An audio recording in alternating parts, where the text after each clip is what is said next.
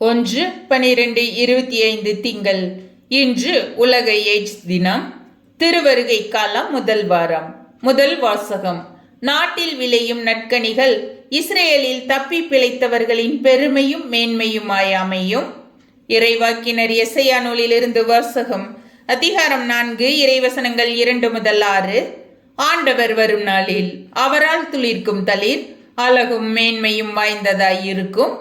நாட்டில் விளையும் நற்கனி வகைகள் இஸ்ரேலில் தப்பி பிழைத்தவர்களின் பெருமையும் மேன்மையுமாய் அமையும். அந்நாளில் சீயோனில் எஞ்சியிருப்போரும் எருசலேமில் தப்பி வாழ்வோரும் புனிதர் என பெயர் பெறுவர். உயிர் பிழைப்பதற்கென்று எருசலேமில் பெயர் எழுதப்பட்டோரும் புனிதர் எனப்படுவர். என் தலைவர் சீயோன் மகளின் தீட்டை கழுவி தூய்மைப்படுத்துவார்.